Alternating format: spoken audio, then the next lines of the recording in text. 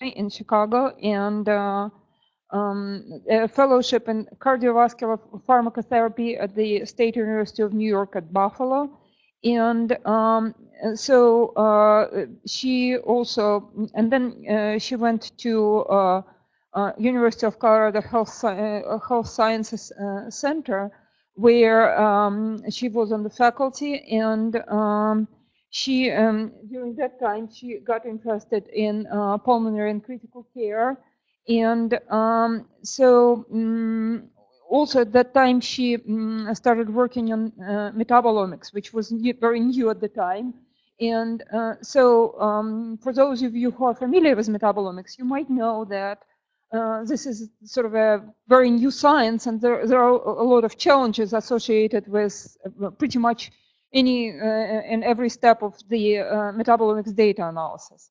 But to make things even sort of more interesting, because Kathleen really likes a challenge, she's trying to apply metabolomics to really hard clinical problems such as critical care. And so she's going to talk today about some of the particular applications. Her talk is on pharmacometabolomics using metabolic phenotyping to decipher drug response. And so with this, I'll turn it over to Kathleen. Okay, thank you, Olive, very much. Thank you, everyone, and thank you for inviting me to speak at the seminar this afternoon. As Olive mentioned, I'm going to talk about pharmacometabolomics, which is a kind of subset, if you will, of metabolomics. And I'm going to start by just giving some basic introduction to metabolomics and some definitions, just to familiarize everybody with the field. And some of you may have worked in metabolomics and be more familiar than others. And then I'm going to use a couple examples to illustrate how pharmacometabolomics can help further knowledge and understanding of drug response and drug action, and then finish up by, in an optimistic way, talking about obstacles and opportunities and some ongoing work that we're doing here and some of the future directions. So metabolomics is a component of systems biology science that identifies and characterizes small molecules or metabolites in cells, tissues, the organism, or virtually any biofluid. And this is often referred to as the metabolome, the serum metabolome, the urine metabolome, if you will. This is somewhat of a loose definition. To be honest, I'm not sure where the molecular weight definition came from, but David Wishart, who is one of kind of the fathers of metabolomics, has used this definition. So it's kind of become the standard definition that these metabolites are defined as detectable organic molecules with a molecular weight of less than 1,500 Daltons. And in that class of molecules, that includes a lot of things, some of which might surprise you, like cholesterol and many lipids, as well as peptides, sugars, amino acids, and so forth. And we conduct metabolomics using a number of different analytical platforms. NMR is one of them, LC-MS is another, and depending on the biofluid that's being assayed and the analytical platform that's being used, in any given sample, we detect anywhere between 40 and sometimes several hundred metabolites. NMR, we tend to get about 40 or 50. LC-MS, we get several hundred. And that's from a single sample. So in the context of the clinic, metabolomics is important because we use small molecules every day in clinical practice as biomarkers. And some of you may be very familiar with these. Cholesterol, creatinine, these are all small molecules that we use to monitor patients' response and disease progression. So in general, more than 95% of the diagnostic and clinical tests that we use measure some small molecule. And there is a relationship between genetic disease or genetic mediated disease and metabolism. About 30% have been identified in that association. And small molecules are also signaling molecules. So they serve as cofactors, or kind of, if you will, like the bridge between proteomics and metabolomics and genomics. So there's a very important and probably not fully understood and appreciated yet relationship between metabolomics and other systems biology sciences. And this is illustrated here. We've pretty much considered the genome, the transcriptome, the proteome, and then the metabolome somewhat in a linear fashion. And I think this thinking is changing, that this is probably a much more complex and diverse relationship between these four sciences. And I think as the fields continue to evolve and emerge, integration of these sciences is going to become particularly important to understand the mechanisms of disease, as well as drug response, and predictive things like understanding what patients might be more responsive to one drug over another. Another way of thinking about metabolomics is it's the amplifier in the systems biology rock band.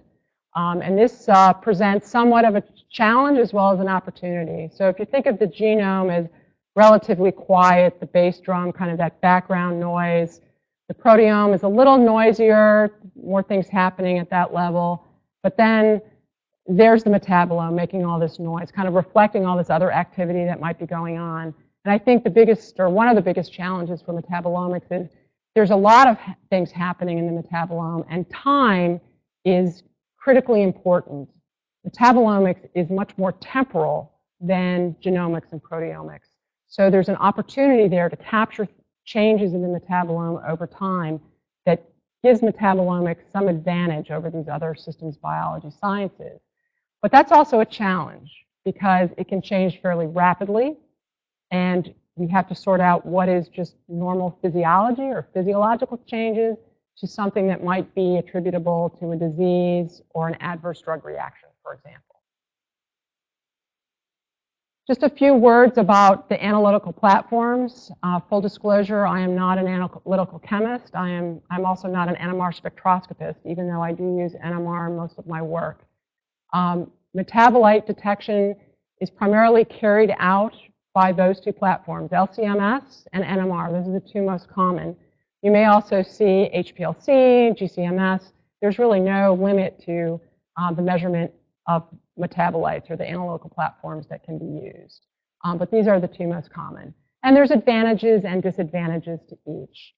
LC-MS is more sensitive. It typically measures metabolites down in the nanomolar range. But there are some limitations because there's a lot of variation between instruments. So what we might measure here at the University of Michigan may be slightly different than what they measure at UCSD out in California. So that there's not a good standard of reproducibility yet. NMR is highly reproducible. So I can measure something on my NMR here, and I would expect that my colleagues at the University of Alberta in Canada can reproduce that. So that's one of the challenges with LC-MS. And some of the other issues can be related to metabolite librarying, but those technologies are advancing rapidly and are gaining advancement. So NMR is less sensitive, more in the micromolar range, but nearly all major classes of compounds have a unique NMR and known NMR spectra. So that gives us some advantage. However, in a biological sample that has lots of metabolites, there's going to be overlap, right? We cannot distinguish confidently across the entire spectrum every single metabolite that might be in there. And so that's going to be dominated most often by the most abundant metabolites. So that also is one of the reasons why NMR has some limit in its sensitivity. I think that the integration of the two platforms could be very informative because LC-MS and NMR don't completely overlap. They complement each other in a lot of different ways. And so by using these two approaches, we may actually kind of cast a broader net of capturing a greater number of classes of metabolites and a greater number of metabolites. And I'm going to talk a little bit about that later in my presentation. There's also two terms that are often used when we refer to metabolomics: untargeted metabolomics and targeted metabolomics. I'm thinking that these terms might fade away. In fact, I would like them to fade away to some extent, particularly the term untargeted. The premise of untargeted is that we have no preconception of what we are going to measure. And that's really not true anymore, right? Because I know with all the serum samples that I've assayed in my NMR, I pretty much know what's in there, right? Like there's some reproducible metabolites that are routinely there. Maybe there are a few that I don't routinely detect, but for the most part, serum is serum. It's the concentration and the quantification of metabolites that I think is going to become more important over time. And I think the same can be said for LCMS. At the MRC2, they're assaying serum samples repeatedly using a standardized library. They know what metabolites they expect to see in a serum sample. So I think there's somewhat now of a misnomer of truly untargeted metabolomics. And that's just my opinion. Targeted metabolomics is just that. It's measuring specific metabolites that you know or expect to be in your sample, and you assay specifically for them. Or you focus your analytical platform on a specific set of metabolites. Most of the work that's been done to date, at least from clinical studies, has really embraced an untargeted approach because we want to get a better idea of what is in serum, what can we detect in serum, and what are the clinical implications of those metabolites. So pharmacometabolomics, as I mentioned, is really a subset of metabolomics, and it pertains to drugs. And its application is really just emerging. And as far as I'm aware, there aren't any pharmacometabolomics studies that have led to clinical implications or clinical implementation of a pharmacometabolomic strategy as of yet. But I think it can help us advance understanding of not just drug response, but also mechanism of drug action. And how I view it is that mechanism of drug action is really kind of overlaid by this systems pharmacology, which includes pharmacokinetics, how drugs, the concentrations of drugs change over time, pharmacodynamics, the response of the host to a drug, which might be lowering of blood pressure or reduction in heart rate, pharmacogenomics, which is the genetic side of systems pharmacology, and then pharmacometabolomics. So you could foresee that there could be an integration of these types of data to further understand drug response as well as mechanism of drug action. So I want to just say a few words about precision medicine because it's received a lot of attention lately, and it's receiving attention in the world of systems biology sciences because those of us in the field believe that we can help drive precision medicine. And there are certainly opportunities for truly precision medicine, particularly in cancer, because much is known in that realm.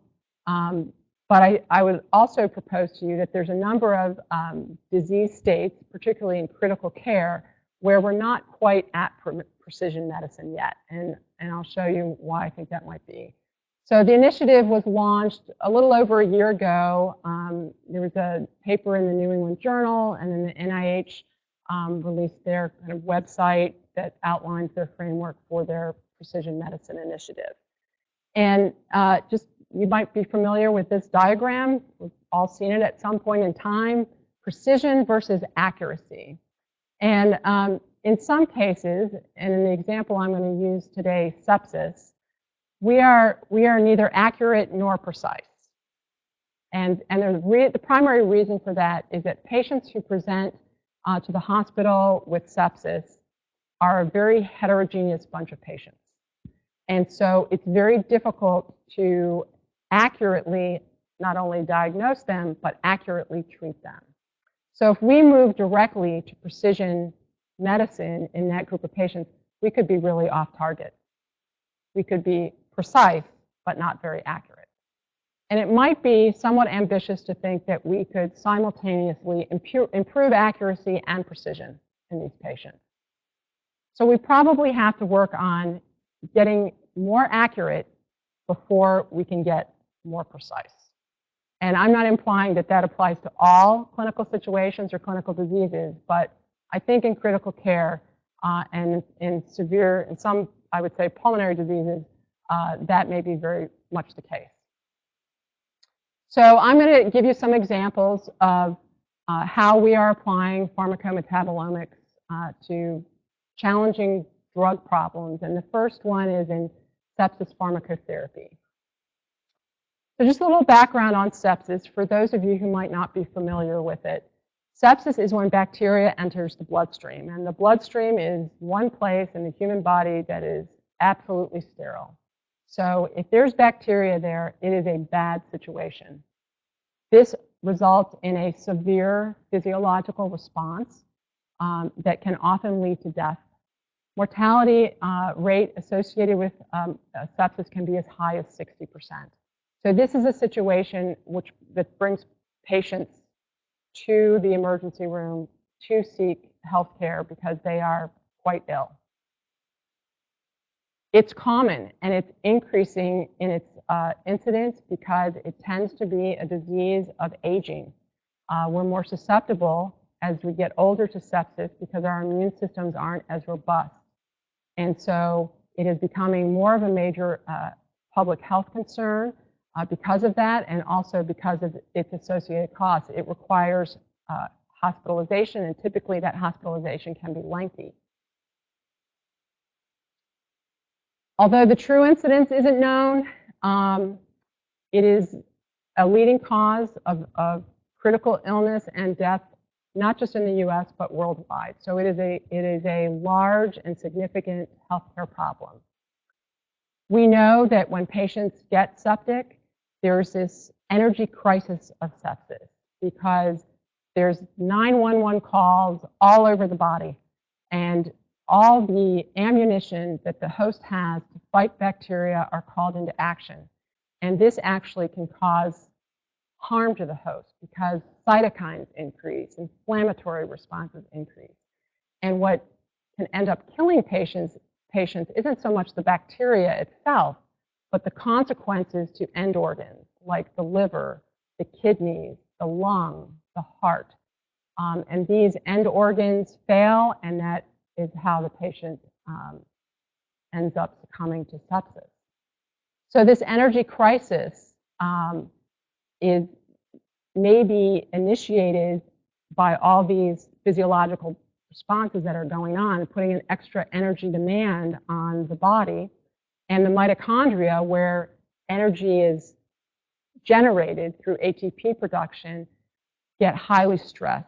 And in some cases, we think what happens is that those mitochondria actually fail. They cannot keep up with the energy demand.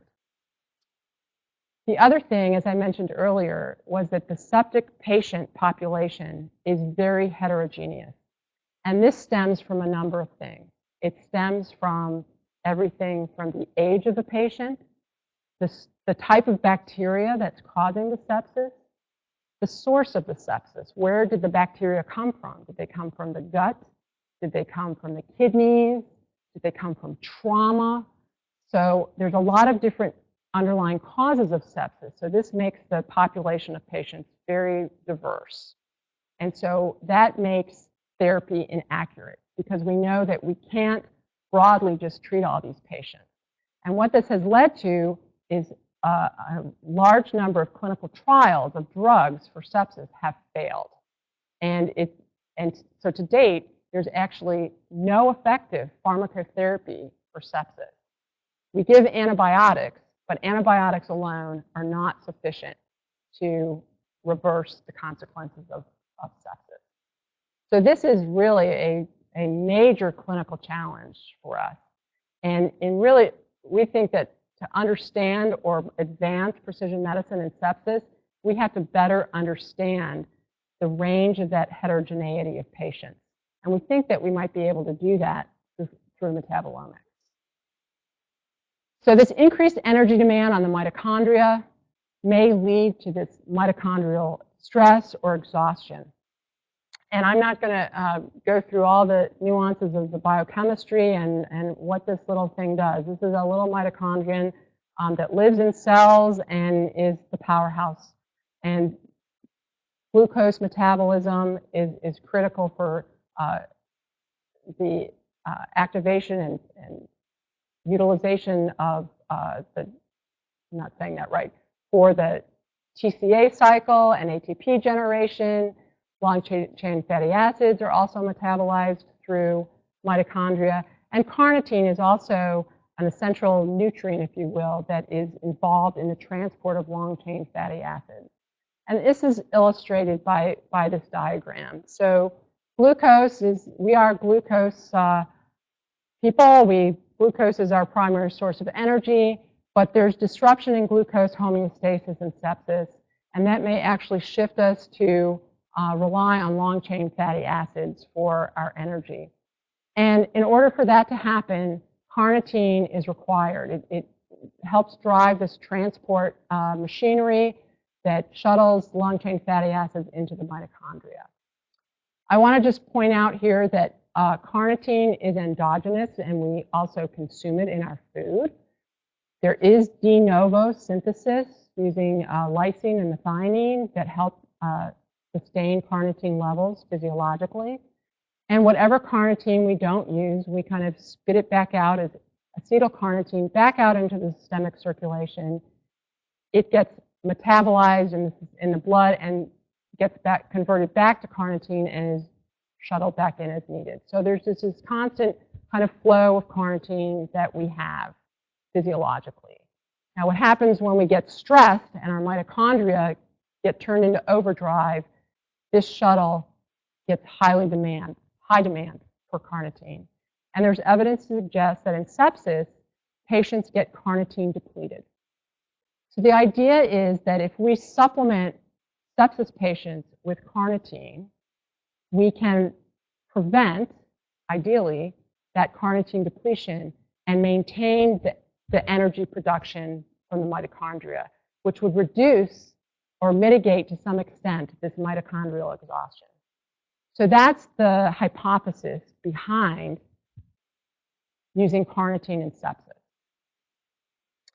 We also think that we could use L-carnitine, which is the supplement that we give to patients, as a metabolic probe to provoke a dynamic range of metabolism in patients with sepsis that would help us understand the extent of mitochondrial dysfunction in these patients. And by understanding the extent of mitochondrial dysfunction in patients, we can better gauge the range of phenotypes that we may be dealing with in the clinic. And from there, we might be able to further understand downstream metabolic consequences of that disruption, which might help aid in identifying drug target opportunities. So if we could phenotype these patients broadly and identify specific defects that they might have in carnitine metabolism, maybe it could be anything from increasing the dose of carnitine or supplementing with some downstream species that would help kind of restart this engine in the mitochondria. So this work has started. A phase 1 trial was done and published a couple of years ago by collaborators of ours down at the University of Mississippi Medical Center. So this was a single center study. It was a phase 1 study because it was the first study in humans with sepsis to receive carnitine. And it was a small study, 30 patients with septic shock.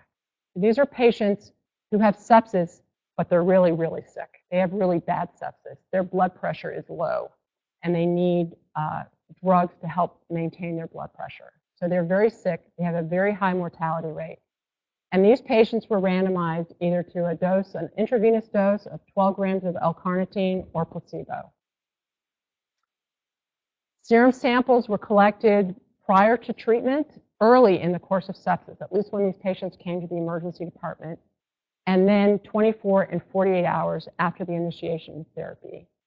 And we assayed those samples by proton NMR, and then we profiled the spectra using a commercial software called Genomics, and quantified and identified 38 metabolites in all of the samples. And what we found was, in some cases, not surprising. These are the data from the patients that received carnitine or placebo, and this is the concentration of carnitine over time. And luckily, we saw an increase in carnitine levels in the patients who got carnitine. So that was a relief. But these are median data with the interquartile range. So we were actually a little surprised by the broad range of kind of peak carnitine level, kind of caught our eye. And the renal function of these 30 patients was relatively similar. There wasn't, we couldn't explain that by differences in renal function.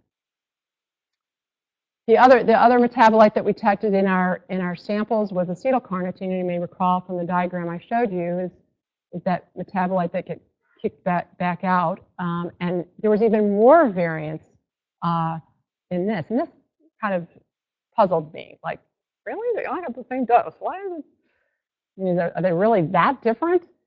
So we actually looked at the patients who just got carnitine. And this is what we found. When we looked at the patients who got carnitine, and I divided them by the median carnitine level, I looked at their 24-hour carnitine levels, and they were all over the map. So I arbitrarily said, all right, I'm using the median. I'm going to take everyone below the median and everybody above the median and look at their metabolome. What did they do? So there were patients who had very low carnitine levels that were designated as carnitine-treated patients. In fact, their levels were no different than placebo patients, which made me even more nervous because I thought, oh my gosh, my investigators in Mississippi think they gave these patients carnitine and they didn't. So that was the first phone call. Fortunately, all was well. Everybody got carnitine. But this was a much larger disparity than we expected. We also saw a similar phenomenon with acetylcarnitine. When we looked at methionine, we saw some trends. So we called these patients who had high carnitine levels, we call these patients carnitine non-utilizers. And the ones with the lower levels, carnitine utilizers. And so when we looked at methionine, which is a metabolite that's used in de novo synthesis of carnitine, we found that by 48 hours, the carnitine utilizers, their methionine levels had kind of trended upward.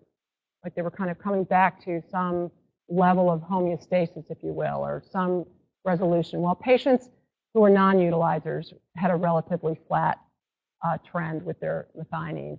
And kind of the same with lysine, maybe not as dramatic. So then we thought, well, what about like at time 0 when these patients present to the emergency department? Because it's really at the time that they present to the emergency department where clinical decisions are being made, both for where the patients should go and how they should be treated. Oh, I'm sorry, I should say this. This is very important. When we looked at mortality, there was a huge difference in mortality between patients who utilized carnitine and those who did not. So there was something metabolically different about these groups of patients.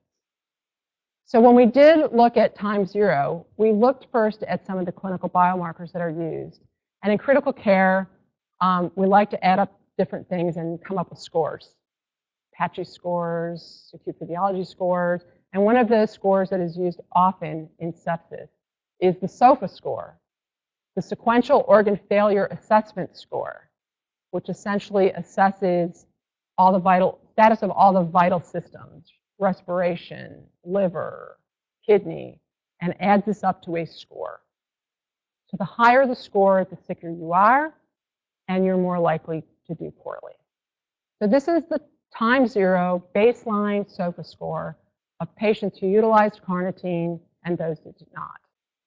And statistically, these are not different. And even though the carnitine utilizers had a slightly higher score, this would not be clinically relevant. Like the score was not different enough that it would have clinically prompted some sort of concern or different decision for these patients. The other measure that's commonly used in sepsis is a measurement of lactate. And again, there wasn't any striking difference. So clinically, in the emergency department, when these patients presented, the tools that the physicians had and routinely used could not differentiate these patients. They looked the same. And this is one of the challenges we have with sepsis, because metabolically, we think these patients were actually very different. And mortality-wise, they were different. So when we looked at all the metabolites we measured, there are a couple of them that really lit up. And one of them was 3-hydroxybutyrate.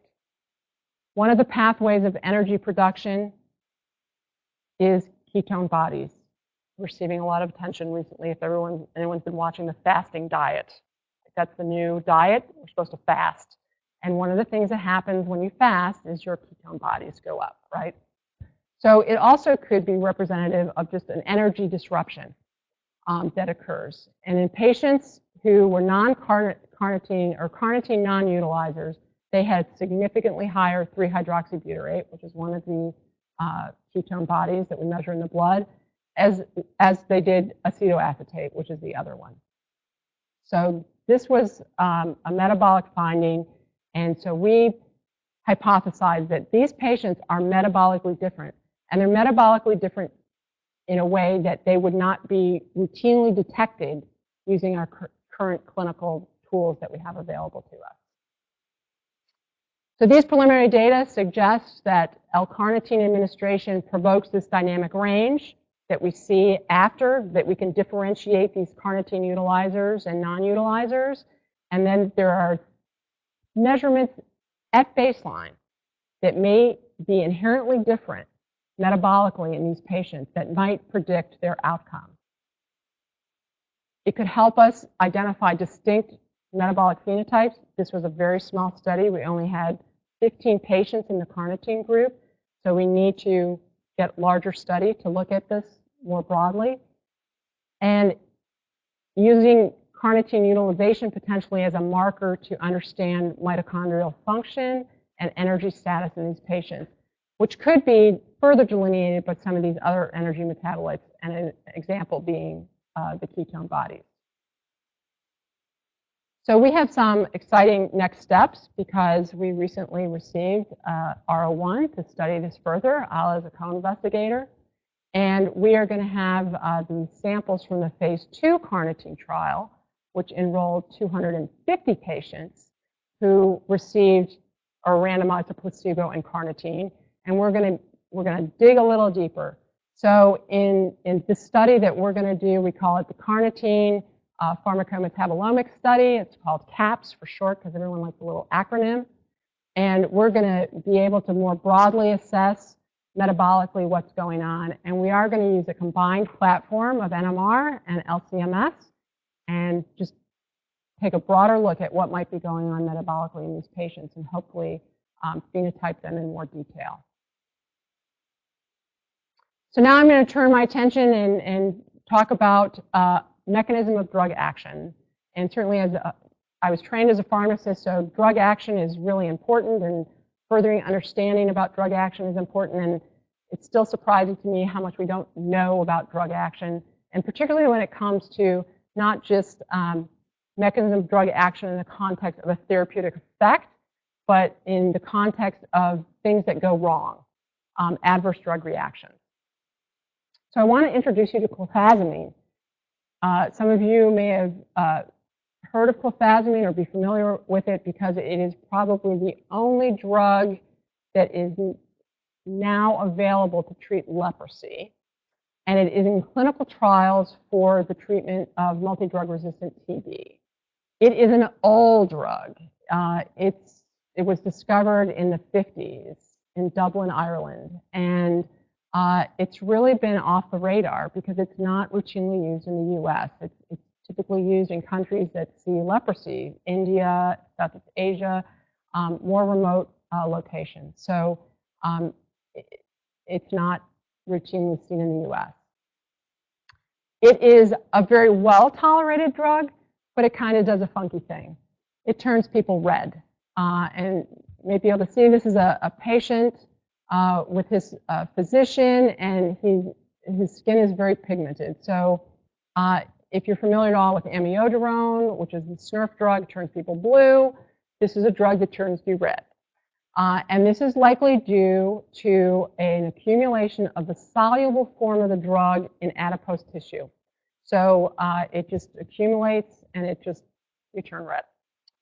Other than that, it seems to be fairly well tolerated. And because it hasn't been as widely used, there's not a lot of adverse drug events that are recognized or reported with this drug. There's been some reports of gastrointestinal intolerance and things like that, but there's nothing like crazy, arrhythmias or sudden death or anything like that. It seems to be quite well tolerated. It also has been reported to have anti-inflammatory activity, which actually is one of the benefits of its use in leprosy. It's got an antimicrobacterium action, but also this anti-inflammatory action, which could be a benefit. So we got interested in this drug because it also does another weird thing. It accumulates in macrophages. And how it accumulates in macrophages, the mechanism by which that happens, we don't fully understand. But we know that we don't give the drug in that form. The drug is not crystalline to start, but it crystallizes in macrophages. And this is somewhat perplexing to us. How does a drug that you take in a pill and it's soluble do that? Like, what is going on? And we think that accumulation in macrophages actually is the root of its anti-inflammatory action. So understanding how this is happening and why macrophages seem to tolerate this is a bit of a mystery and is something that we've been studying. In mice, this is evident somewhere around 2 weeks after we start giving the animals the drug. It bioaccumulates in what we call these crystal-like drug occlusions. These are like membrane-encased drug crystals within the macrophage. And the consequence of this seems to be this anti-inflammatory activity. So right now, the evidence we have points to this. And we've generated some data to show that when we give macrophages the drug in the crystalline form, we get this increase in interleukin-1 receptor antagonist, which is an anti-inflammatory cytokine, and a dampening of tumor necrosis factor alpha and interleukin-1 beta. The other thing that we know is that when these CLDIs form, they're surrounded by these double membranes. So this is an electron microscope image from a macrophage where there's this kind of the compartment, if you will, of where the crystal was. And then this is this membrane encasement.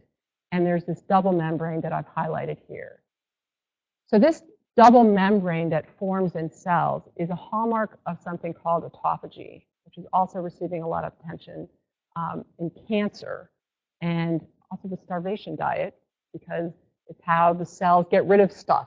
Like cells get rid of garbage. Like if your mitochondria go belly up, they get autophagied and they get packaged and dumped into the garbage disposal system of the cell, the lysosome. And the lysosome is acidic, and it's the trash compactor, it thinks. So what we think might be happening is as clofazimine is getting taken up by these cells, it's getting packaged into the lysosome, and it hits the acidic environment of the lysosome, and whammo, it crystallizes. Then the cell can't do anything with it. It gets stuck.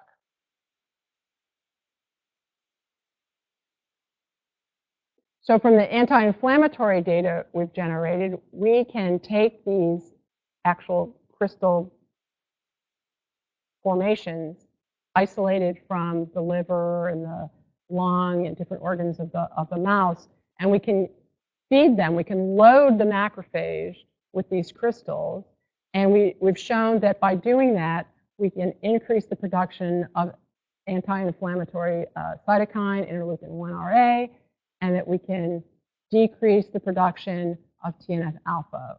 And these are two toll receptor agonists that prompt TNF-alpha production. And in the presence of CLDIs, we get this nice dose-response decline in the measure of TNF-alpha. So there's definitely something going on with the macrophage in the presence of these crystals. So admittedly, it's likely a complex process, but we think that by understanding this a little better, we could understand how macrophages process drugs because we think that this may happen more often than we presently realize. The only reason we see it with clofazimine is red. We see it. And a lot of drugs are not colored. So we think that this could happen more often than it's currently appreciated. We also want to know if, understand better the cellular mechanisms that may be related to this process and how they might relate to anti-inflammatory action, and maybe exploit this process, and we could load macrophages with drugs for targeted delivery. So we did a study of metabolomics because we wanted to get some broad view of what might be happening to the host, and could metabolomics give us some insight to these processes or signaling that might be happening as these crystals were forming. So we did this metabolic study in mice. This is a metabolic cage. We can house 4 mice in here, and they stay in there for several hours, and during that time, we have weighed their food, we have weighed them, we can collect their pee and their poo separately, and then we can take those samples and assay them. And so what we did is we did this longitudinal study. We did them prior to receiving clofazimine, and at 2, 4, and 8 weeks after. And we did about an 18-hour period where we collected urine samples in the metabolic cage. At the end of the study, we sacrificed the mice, and we also collected a blood sample, and we assayed the urine and that whole blood sample by NMR, and we did the spectral processing as we had done previously. We identified and quantified 48 urine and 57 whole blood metabolites from these mice. And we had a workflow because we had several questions we wanted to answer. We wanted to just understand, like, over time what happens, and we used the urine to do that, and we were able to use the same mice over time, which was nice, as they were consuming clofazimine. We wanted to look at urine and blood metabolites and see what happened and the metabolites that were common to both biofluids.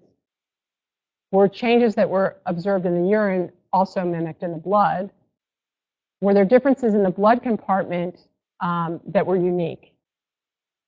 And did any other physiological parameters, like changes in weight or changes in renal function, explain some of the metabolic changes that we might observe? And then we used a bioinformatics tool that I think most of you are familiar with to aid in our understanding and interpretation of their data, and then understand the relationship between the metabolites that we found. And then our goal was that we would use these data to help us direct more targeted studies to understand the mechanism of crystal formation in these mice. So there was a lot of, I have to say, there were a lot of significant changes, but I'm going to focus on the top-ranked metabolites. And the one that changed the most was choline. And choline, this is choline in the urine, and it initially increased and then it declined over time, but it never did reach the level that was observed in the control mice. Glycine also changed over time, so the blue is the sham-treated mice and the red is the clofazimine-treated mice. Methionine also declined in the clofazimine-treated mice, as did taurine. And in the blood, we also saw a change in choline. Choline was much higher in the clofazimine-treated mice than in the sham-treated mice, as was glycine. Methionine was not significantly different. It was a little bit higher, but not significantly different. And taurine was also higher in the clofazimine-treated mice. And just for comparison, kind of side by side, so in the urine, both and the blood, choline was elevated. So these mice were retaining choline, it seemed. Glycine was lower in the urine, so there was a decrease in the amount of excretion of glycine in the urine, but it was elevated in the blood, so they were retaining glycine. Same was true for methionine, although the blood difference was not significant, but there was a big decline in the urinary excretion of methionine. And the same taurine urine levels were lower and they were higher in the blood. And just to remind you that there was this kind of unique temporal change with choline that we observed. So other things that didn't change that we thought were important, glucose levels remained stable across both of the groups, at least in the blood. There was no detectable glucose in the urine, so there was no reason to believe that the mice were becoming diabetic or there was some glucose disruption that was driving these differences. Serine was also higher in the clofazimine treated mice in the blood, as was betaine. So what we did, the other thing that we did do, since we can detect creatinine in the urine of these mice, we looked at their creatinine excretion, which is a measure of their renal function, and there was no difference in the renal function between the clofazimine treated mice and the sham treated mice, which is important just to illustrate that these changes in the blood could not be explained by differences in renal function. The clofazimine mice by 8 weeks consumed a little less water, but this was also reflected in a decline in their urine volume. Interestingly, the mice that received clofazimine ate more food. Temporally, at each time point, it wasn't significant, but over the course of the study, clofazimine-fed mice ate 10% more food, which was statistically significant. But they lost weight compared to their sham-treated counterparts. So then we used Medscape to look at the relationship between these metabolites. And these metabolites are all related in a network, and by pathway, glycerophospholipid is the most predominant pathway represented by these metabolites. So, looking more closely and from a biological perspective, this all relates to carbon metabolism. So carbon metabolism is the epicenter of the building blocks that keep our cells going, right? It's protein generation, lipid generation, everything. So we think that there is a disruption in these pathways really that is occurring because of the demand for the generation of phospholipids to package these crystals. That's our hypothesis. But as you may know, these cycles are complex and they do a lot of different things. I didn't show you data to convince you that this is not a reactive oxygen species or oxidant redox disruption, but we do have data to show that that is indeed not the case. So we've crossed that off our list. But we've done no assessment of methylation. We have done no assessment of protein synthesis or nucleotide metabolism or cell proliferation. So it's possible that these pathways or actions could still be in the works. And we have not assessed anything related to membrane stabilization and osmoregulation. So there's certainly other possibilities. But based on the phenotype that we see, the fact that these crystals are packaged in these bilayer encasements within the cell suggests that this pathway is being disrupted for the formation of membrane phospholipids. And just back to this phenotype, what this kind of looks like, I think illustrated very nicely by the alveolar macrophages, because these are the macrophages in the lung, and the lung doesn't get a lot of credit. The lung gets criticized for a lot of things. It's complex, it's diverse, but the lung is also a big filter, probably a bigger filter than the liver. It may not have as many enzymes, but it's a big filter. And so as clofazimine is entering the bloodstream and going through the lung, at 4 weeks, there's just an abundance of clofazimine in these macrophages.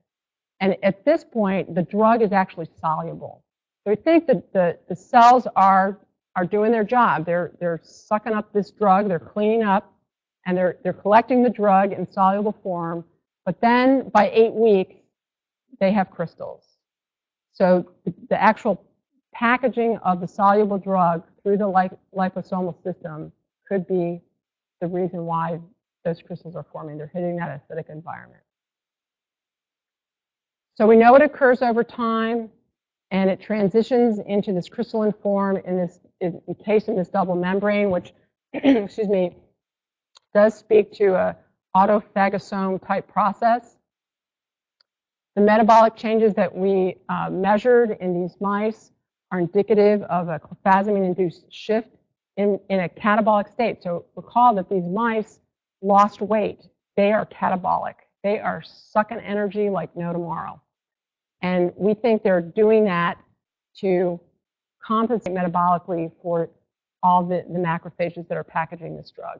And you have macrophages everywhere, right? In the lungs, in every organ. And the drug goes everywhere. The only places the drug doesn't go is the brain and the kidneys. But it's in the liver, it's in the spleen, it's in the lungs. So that's a lot of macrophages. It's in the bone, too. So in summary, chronic oral administration of clofazimine causes this large, profound shift in metabolism that we think is suggestive of a shift in carbon metabolism that is related to the packaging of the drug through the liposomal system. There's certainly much more work to do to prove that, but that's what the metabolic data suggests. I think it's a nice example of how metabolomics informed us of what is actually going on at the biological level and what processes may be involved. So it's an informative way if you don't know where to start, right? Because it's a complex process. Metabolomics is being informative. So we also know that this can only happen in vivo. We've tried to set up in vitro models to recapitulate this process, but the cells die. And I think one of the reasons the cells die is they run out of nutrients within the media. We can't supplement the nutritional factors they need to keep up with the metabolic demand to process the drug. So we're trying to optimize that system. We're looking more closely at some of our histological samples to get more detail about the composition of these membranes and how they might form, and also cell studies in macrophages to look specifically for protein markers of autophagy to show that indeed this is a autophagy pathway-mediated event. And then it's, you know, our long-term goal is that we want to exploit this in some way to load macrophages with drugs so that we can target drugs to certain regions, like we could target drugs to the lung. But we have to understand these mechanisms first before we can determine whether that's even feasible. So sure, there's lots of obstacles. Metabolomics is a complex field. It's a dynamic field. There's a lot changing on the analytical side and the data processing side, and as I'm sure many of you know, in bioinformatics and all the tools and analysis that is happening on that side. But I also think there's still a lot to learn on the human side. I don't think we fully understand the human metabolome, how it changes and what it changes in response to.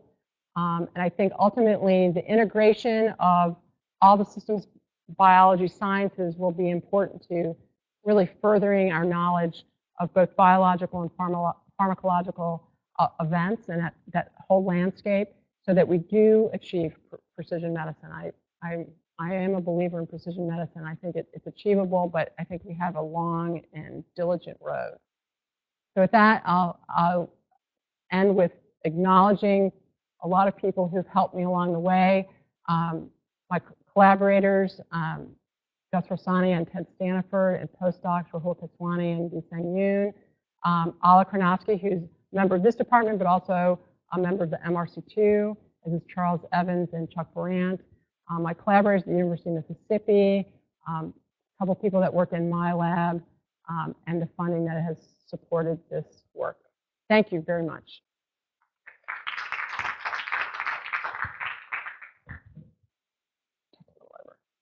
Yes.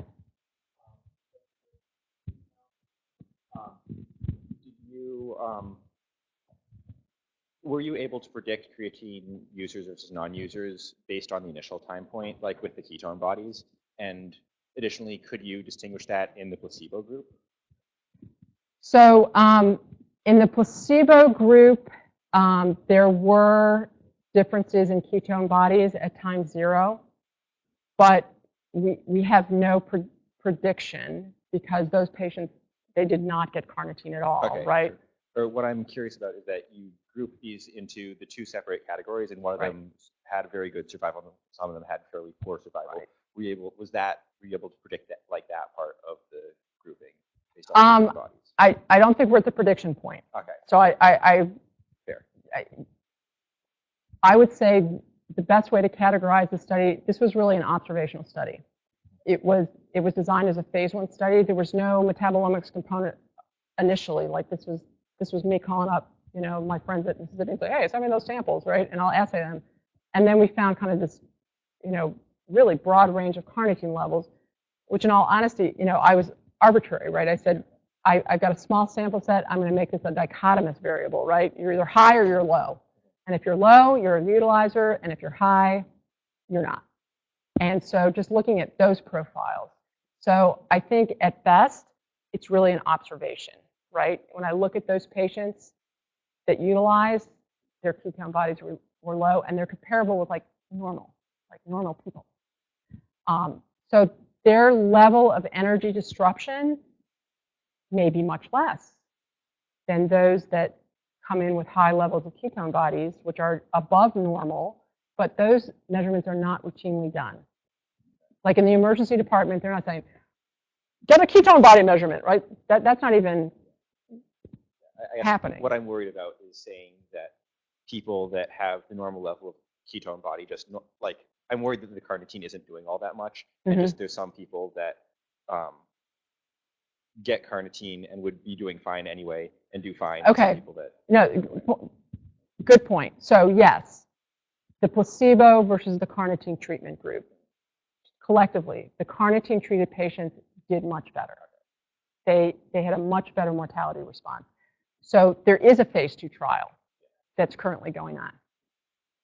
Does that answer your question? I mean, what I didn't get is whether there was any negative to giving this carnitine to everyone. So would you need the metabolic facts before you give carnitine? Is there anything bad about giving carnitine to everyone? Good point, Ardeep.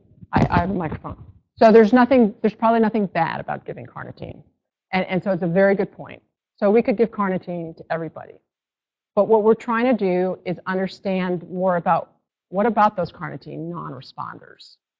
Because we could give them carnitine, they're not going to respond. We're not really doing anything for them. So we're looking at carnitine in the context of not so much a therapeutic, but as a metabolic probe to broaden that dynamic range of metabolism so that we can more carefully phenotype those patients who might not respond. Because those are the patients that are going to likely die. They have a much higher mortality, at least in our early study. And are there other drugs that we should consider giving them to help improve their mortality? So, Kathleen, do you think there is an underlying genetic differences in people who have sort of differences in how they metabolize carnitine? So that's a very good question. There are within the carnitine pathway, there are a number of enzymes and there's known genetic differences in those enzymes. So that's a possibility. From kind of a broad sepsis perspective, no one has found kind of a target gene that predicts or is strongly associated with sepsis outcomes. I mean, I have a reason asking that. I guess, I mean, again, in the context of emergency room, you wouldn't think about genotyping people in case they might get sepsis at some point in their life. Right. So it does not seem like a reasonable approach. But I guess, to some extent, you can argue that all diseases are sort of,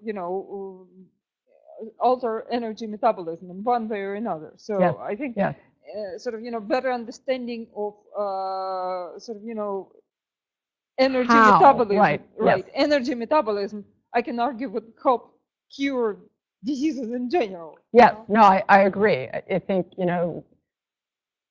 energy disruption is what you hear, right? And understanding the defect in that energy metabolism, because energy metabolism is complex, right? There's a lot of players in the energy metabolism arena, and where the defect is or the disruption is could be helpful in understanding the severity of disease, the pathogenesis of disease, as well as helping find drug targets.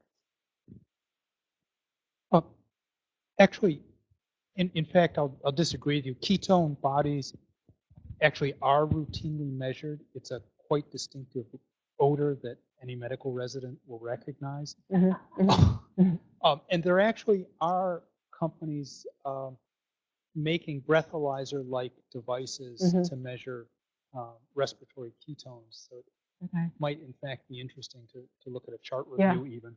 Yeah. I don't think they're routinely done, No, though. Breath ketone? When you walk into a room and someone's ketotic, you smell it. Right. I agree. It's not quantitative. Right. Just right. No, fair enough. For very high, like for DKA and things like that, where they're really high. We're not quite at that level.